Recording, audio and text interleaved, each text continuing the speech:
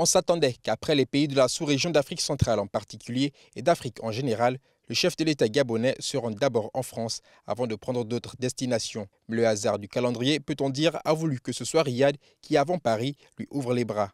À Riyad, où le vendredi 10 novembre, le président gabonais a participé avec une dizaine de ses pairs africains à un sommet axé sur le thème développement et prospérité, agriculture, éducation, santé et aide humanitaire. Tous des aspects qui préoccupent au plus haut point le Comité pour la transition et la restauration des institutions, dont le cheval de bataille est à la fois le développement du Gabon et l'amélioration des conditions de vie des populations.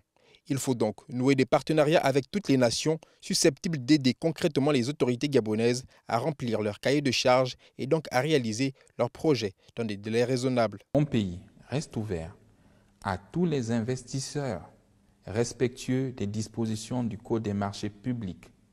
Le chef de l'État gabonais, très vite approché par des hommes d'affaires intéressés par le sommet, a déjà obtenu de bon nombre d'entre eux qu'ils viennent investir dans son pays où le gouvernement, sous ses instructions, s'attelle à prendre des dispositions attractives pour que le pays soit des plus prisés.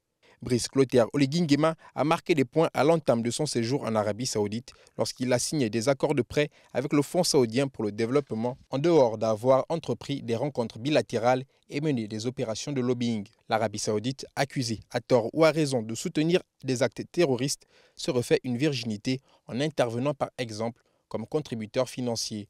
Sur le plan diplomatique, elle offre ses bons offices dans les crises au Moyen-Orient, dans la Corne de l'Afrique et au Soudan.